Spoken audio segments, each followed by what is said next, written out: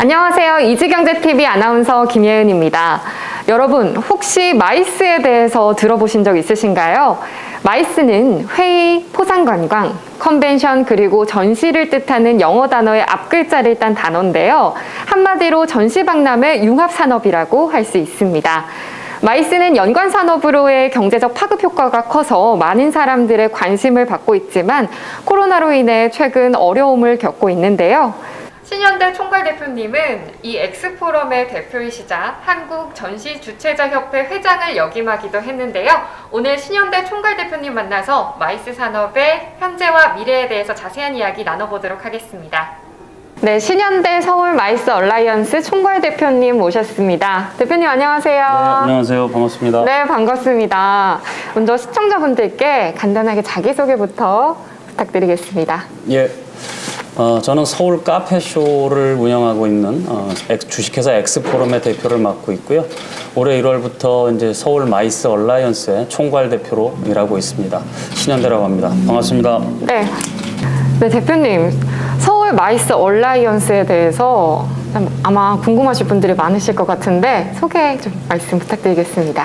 예, 그 서울 마이스 얼라이언스는 서울시와 재단법인 서울관광재단이 서울 시내에 소재하고 있는 마이스 업계들의 어떤 소통과 또는 뭐 협력, 그다음에 친목을 위해서 만들어진 단체고요. 올해로 이제 작년이 10주년이 되었고, 제가 이번 1월 1일부터 이제 임기를 맡아서 진행을 하고 있습니다. 그래서 현재 6개 분과 약 330개사로 구성이 되어 있습니다. 그래서 전시 분과, PCO 분과, 마이스 시설 분과, 유니크 베뉴 분과, 공연 분과, 마이스 지원 분과에서 총 6개가 나뉘어 있고요. 거기에 약 300개가 넘는 회사들로 구성이 되어 있습니다.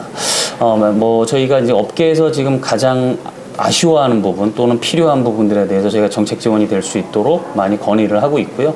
저희 업계가 코로나를 겪으면서 가장 힘든 부분이 어떤 부분인지, 또 각 업계 기업들이 바라는 일이 어떤 것인지를 좀 파악을 하셔서 서울시와 관광재단의 정책에 좀 반영이 될 수 있도록 많이 고민하고 그렇게 협력하고 있습니다.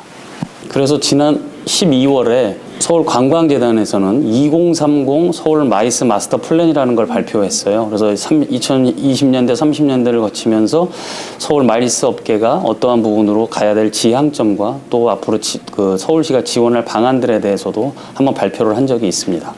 근데 아마 마이스라는 용어를 처음 들으시는 분들은 사실 조금 생소할 수도 있을 것 같은데요. 이 마이스가 어떤 건지 좀 쉽게 말씀을 해주실 수 있으실까요? 예, 최근에 들어서 이제 마이스 산업에 대한 워딩을 우리가 이게 정말 기존에 전통적으로 가지고 있던 마이스라는 워딩이 맞느냐에 대한 우리 업계 스스로의 고민이 시작은 했습니다. 그래서 저도 최근에 여러분들이 모여서 이제 태스크포스를 구성해서 우리가 여러 가지 고민을 하고 있는데, 통상적으로는 이제 뭐 미팅, 인센티브 투어, 컨벤션, 엑시비션과 이벤트 이렇게 부르게 되죠. 그래서 이제 서울뿐만 아니라 각 지역까지도 마이스 관련된 부처가 생길 정도로 모든 부분들이 관광과 또 굉장히 밀접한 연계되기 있기 때문에 그런 부분에 대해서 많은 관심이 높아가고 있는 건 사실입니다. 그러나 그렇게 하는 것이 우리 업계의 포커스를 되게 좁히고 있고, 또 우리 업계가 앞으로 발전할 수 있는 부분에 있어서 굉장히 좀 자승자박을 하는 워딩이 아닌가라는 그런 의문을 많이 갖습니다. 그래서 저희 업계가 앞으로 마이스도 디지털 대전환을 해야 되는 상황이고, 그런 의미에서 마이스라고 하는 워딩이 전통적 워딩에서 다른 의미로 좀 확대 개편이 돼야 된다, 그런 생각을 가지고 있고요. 또 그런 이제 움직임도 시작이 되고 있습니다. 마이스라는 단어 자체가 좀 한계를 지을 수 있다, 이렇게 이해를 하면 될까요? 네, 제 개인적인 소견은 그렇게 생각합니다. 네. 그리고 아까 이 디지털 전환에 대해서도 말씀을 해주셨는데, 이게 구체적으로 어떻게 이루어질지 그 모습도 궁금하거든요. 며칠 전에 이제 다른 데서 제가 관련돼서 유튜브에서 강연을 1시간을 하면서 그런 내용에 대해서 상당히 많은 언급을 했었는데요. 이 디지털 대전환과 관련된 부분이 너무 거창하게만 볼 필요는 아닌 것 같아요. 우리 업계가 하고 있는 이 일이 사실은 오프라인상에서 이루어지고 있지만, 지난 코로나 시간 2년을 거치면서 과연 오프라인에서 우리 행사의 한계가 오프라인까지인가냐라는 부분에 이제 반문이 되었고요.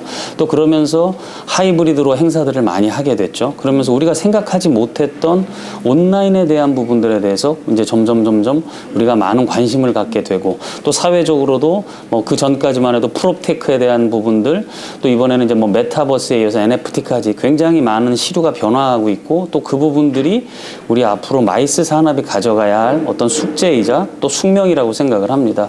그쪽과의 접목 또는 그쪽과의 협업 또는 그쪽과의 앞으로 우리가 융합이 이루어지지 않는다면 현재처럼 코로나 같은 또 이런 상황이 다시 지속이 되고 반복이 된다면 우리 업계는 굉장히 타격이 크고 앞으로 더 이상 회복하기 어려울 상황이라 이러한 시기에 우리가 이제 기업인들로서는 어떤 기업가 정신을 통해서 피보팅을 하고 이런 부분들을 고민을 많이 해야 될 것 같습니다. 앞서 하이브리드 전시회에 대해서 잠깐 언급을 해주셨는데요. 이 코로나19 시대의 주류가 되는 모습이기는 한데 일각에서는 이게 일시적인 현상이다. 또 이 코로나 국면이 진정이 되면 이 하이브리드 전시회와 같은 온라인 전시는 보조제로 비중이 조금 줄어들 것이다. 이렇게 바라보는 분들도 계시거든요.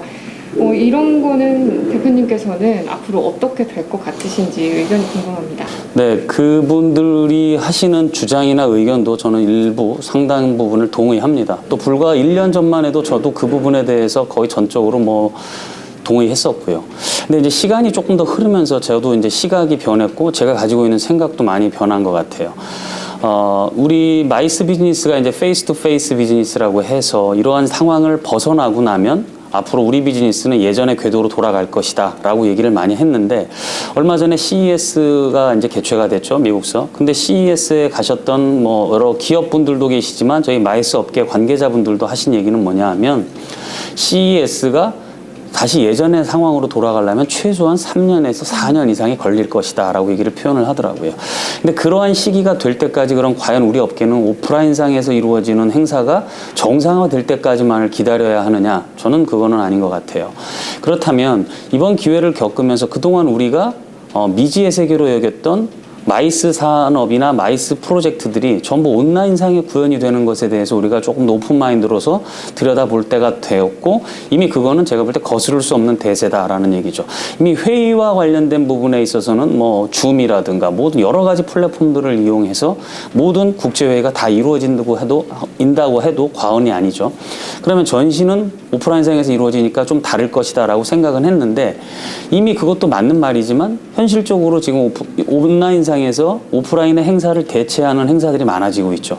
이게 뭐 하이브리드라고 표현을 합니다만 저는 궁극적으로 전시업계뿐만 아니라 마이스업계에 계신 분들은 오프라인상의 행사를 잘 가져가기 위해서는 온라인상의 어떠한 플랫폼이 이게 보완제가 아니라는 거죠. 이제는 거의 오프라인 행사를 대체할 수 있는 대체자의 시장으로 돌아왔고 그러면 우리를 그거를 배격하거나 배타적으로 건드릴 것이 아니라 앞으로 우리가 좀 더 개방성을 가지고 수용을 해야 되고 모두 제가 볼 때는 그거와 관련된 온라인 플랫폼을 만들고 준비를 해야지만 다가오는 시대에 앞으로 우리 마이스 비즈니스가 좀 더 성장을 하고 또 다른 분들이 우리 업계를 좀 바라보는 시각이 다양해지고 또 IT나 테크 업종들이 우리 업계에 많이 들어와야지만 우리 업계가 좀 더 발전을 할 수 있거든요.